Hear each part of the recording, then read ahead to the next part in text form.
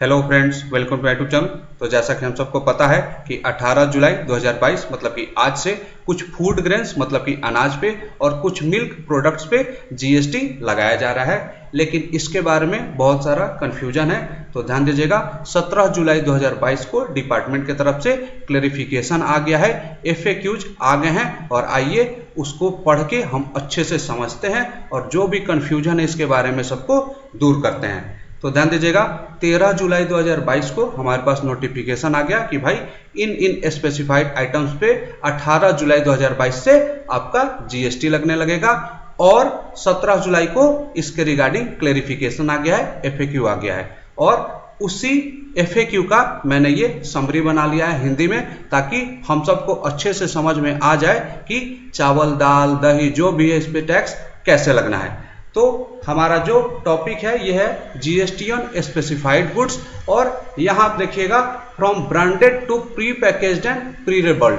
पहले क्या था कि अगर ब्रांडेड हो गया हमारा आइटम तो जीएसटी लगता था, हमारे जो फूड ग्रेन्स है, और ब्रांडेड नहीं था तो जीएसटी नहीं लगता था। लेकिन अब ब्रांडेड को काट दिया गया है और वहां पे लिख दिया गया है pre packaged and pre labelled, मतलब कि प्री पैकेज्ड और प्री लेबल्ड होगा तो जीएसटी लगेगा इन स्पेसिफाइड आइटम्स पे। अब आगे बढ़ते हैं। जीएसटी की 47वीं जो मीटिंग हुई थी, इसमें सुझाव दिए गए थे कि 18 जुलाई 2022 से जीएसटी के रेट वाले चैप्टर जो हैं उसमें पढ़ने वाले जो कुछ स्पेसिफाइड खाद्य पदार्थ हैं, जैसे दाल, आटा, अनाज जैसे कि चावल, गेहूं तथा छाछ या फिर मट्ठा, दही, लस्सी, चिवड़ा, लाई, मुड़ी, गुड़ इत्यादि पर टैक्स लगाया जाएगा 5% के रेट से, अगर ये खाद्य पदार्थ प्री पैकेज्ड या फिर प्री लेबल्ड हैं तो।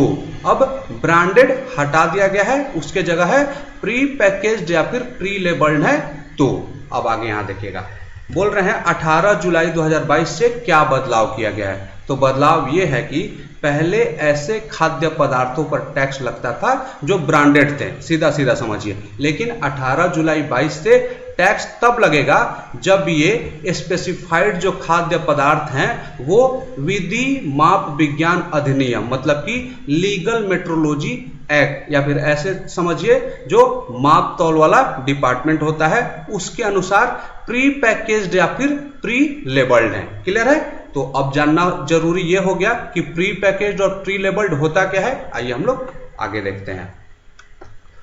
बोल रहे हैं कि जीएसटी में खाद्य पदार्थों के लिए प्री पैकेज्ड और प्री लेबल्ड की क्या परिभाषा है, क्या इसका डिफिनीशन है। तो समझिएगा, प्री पैकेज्ड का मतलब क्या होता है। बोल रहे हैं वैसे सामान जो खरीदार के बिक्री केंद्र, कोई भी दुकान हो, मॉल हो, कुछ भी हो जहां पे सामान ये बिक रहा है, उसमें आने से पहले, मतलब कि खरीदार के दुकान में आने से पहले से ही एक पूर्व निर्धारित मात्रा में किसी भी प्रकार के खुले या बंद पैकेज में बिक्री केंद्र में उपलब्ध है। मतलब पहले से पैकेट बना के रखा हुआ है, ऐसा नहीं कि खरीदार जा रहा है तब पैकेट बनाया जा रहा है। प्री पैकेज्ड है, पहले से पैकेट बना के रखा हुआ है दुकान में।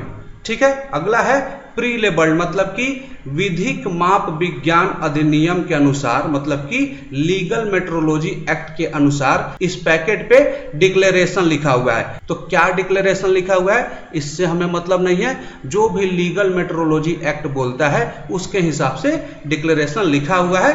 तो दो कंडीशन होना चाहिए, प्री पैकेज्ड और प्री लेबल्ड, या नहीं है दोनों ही होना चाहिए, तभी इस पे जीएसटी लगेगा। आगे समझिए, विधिक माप विज्ञान अधिनियम के अनुसार केवल वैसे खाद्य पदार्थ प्री पैकेज्ड और प्री लेबल्ड माने जाते हैं जो 25 किलोग्राम या 25 लीटर या इससे कम क्वांटिटी में उपलब्ध हैं, तथा केवल 25 किलोग्राम 25 लीटर तक के pre packaged and pre labelled खाद्य पदार्थों पर ही 5% जीएसटी लगेगा।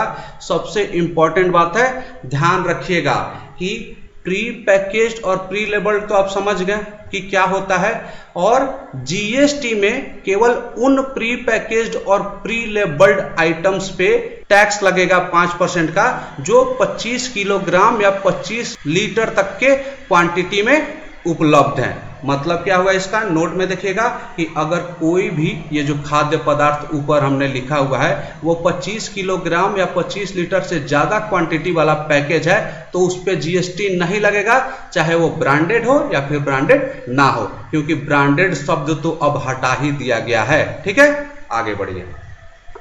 आगे क्या बोल रहे हैं, एक दो एग्जाम्पल मैंने लिखा हुआ है। 25 किलोग्राम के चावल के पैकेट या फिर बोरी पर जीएसटी लगेगा, लेकिन अगर यही पैकेट या बोरी 26 किलोग्राम का हो जाता है तो फिर जीएसटी नहीं लगेगा, क्योंकि ऊपर सीधा सीधा लिखा हुआ है कि प्री पैकेज्ड और प्री लेबल्ड जीएसटी में हम तभी मानेंगे जब वो पैकेज 25 किलोग्राम या फिर 25 लीटर तक है।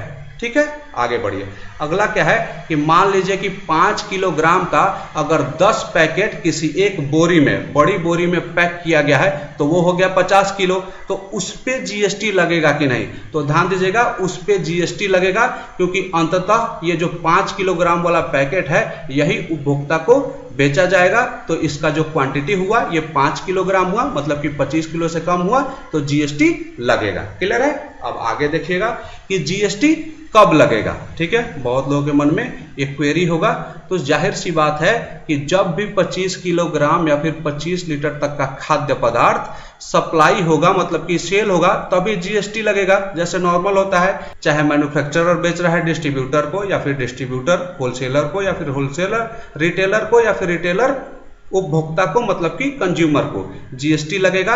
और ध्यान रखिएगा जब जीएसटी लगेगा तो बायर को आईटीसी भी मिलेगा जैसे नॉर्मली मिलता है। अब होगा कि यहाँ पे ध्यान दीजिए कि एक जो है फार्मर है, किसान है, किसान जब किसी राइस मिल को या फिर मैन्युफैक्चरर को अपना चावल बेचेगा या फिर गेहूं बेचेगा, तो वो 25 किलो के बोरी में तो बेचेगा नहीं, वो लोग तो बल्क में बेचते हैं, तो एक तो किसान को जीएसटी नहीं देना है। अब मैन्युफैक्चरर या फिर राइस मिल ने इसको खरीद लिया, खरीदने के बाद ये इसका प्रोसेसिंग करेगा, पैकेजिंग करेगा, और अगर ये 25 किलोग्राम के बोरी में पैक करता है और आगे डिस्ट्रीब्यूटर को बेचता है तो ये जो है 5% जीएसटी लेगा, और डिस्ट्रीब्यूटर को इस 5% का आईटीसी भी मिलेगा, और वैसे ही आगे चलता जाएगा। क्लियर है, आगे बढ़िएगा। आगे बोल रहे हैं कि अगर कोई रिटेलर किसी 20 किलोग्राम या फिर 20 लीटर के पैकेज को खोलकर फिर उसमें से थोड़ा थोड़ा सामान, जैसे 1 किलो या 2 किलो या फिर 5 किलो सामान कंज्यूमर को बेचता है, तो फिर जीएसटी लगेगा कि नहीं। जैसे कि मान लीजिए मैं एक छोटा दुकानदार हूँ, रिटेलर हूँ, मैंने होलसेलर से 25 किलो का एक बोरी खरीद लिया चावल का, तो मेरा जो होलसेलर है वो तो मुझे जीएसटी लगा के देगा, लेकिन मैंने उस बोरी को खोल दिया और मेरे पास जो ग्राहक आ रहे हैं उसको मैं 1 किलो या 2 किलो करके बेच रहा हूँ, तो फिर क्या है कि जीएसटी इस केस में नहीं लगेगा, क्योंकि अब ये जो बोरी है ये खुल गया है, ये प्री पैकेज्ड और प्री लेबल्ड नहीं है, क्योंकि जब ग्राहक मेरे पास आएगा तो वो बोरी ऑलरेडी खुला हुआ है, कोई इसका निश्चित वजन नहीं है, निश्चित मात्रा नहीं है, निश्चित क्वांटिटी नहीं है, जितना ग्राहक मांगेगा मैं उतना दे दूंगा, तो फिर जीएसटी नहीं लगेगा जब मैं कंज्यूमर को बेचूंगा। तो इसके लिए मैंने लिख दिया है कि अगर आप किसी दुकान में जाते हैं और 5 किलो खुला चावल खरीदते हैं तो फिर जीएसटी नहीं लगेगा, लेकिन 5 किलो का अगर आप पैकेट लेते हैं तो फिर उस पर जीएसटी लग जाएगा। क्लियर है। अब आगे बढ़िएगा कि अगर कोई मैन्युफैक्चरर या राइस मिल ऐसा करता है कि 20 किलो का आटा या चावल का वो सादा पैक बना लेता है, फार्मर से उसने गेहूं खरीदा और उसके बाद उसने क्या किया कि गेहूं से आटा बना के और उसको सादा पैक बना लेता है, बोलता है कि इस पे तो कोई लेबलिंग मैंने किया ही नहीं है, कोई डिक्लेरेशन दिया ही नहीं है, तो फिर जीएसटी नहीं लगेगा। तो ध्यान दीजिएगा ऐसा बिल्कुल भी नहीं है। मैन्युफैक्चरर जो है अगर वो 25 किलोग्राम या 25 लीटर तक का पैकेज बनाता है तो जो लीगल मेट्रोलॉजी एक्ट है वो बोलता है कि भाई कि आपने पैक तो कर दिया है, मतलब कि प्री पैक है, लेकिन प्री लेबलिंग करना मतलब कि डिक्लेरेशन देना भी जरूरी है। अगर आप नहीं देते हैं तो एक तो आप ऐसे ही नियम के खिलाफ काम कर रहे हैं, लेकिन जीएसटी आपको देना पड़ेगा। तो आई होप कि जो भी मैंने बातें आपको बताई हैं वो पूरी तरह से आपके समझ में आ गई होंगी, और जितने भी पॉइंट्स थे मैंने सारे कवर कर लिए हैं, लेकिन फिर भी अगर कुछ पॉइंट छूट गया है या फिर आपको कुछ कंफ्यूजन है तो आप कमेंट करिएगा, मैं रिप्लाई करने की कोशिश करूंगा। तो अगर आपको मेरा वीडियो अच्छा लगा तो इसको लाइक कीजिए, मेरे चैनल को सब्सक्राइब कीजिए। Thank you for watching my video.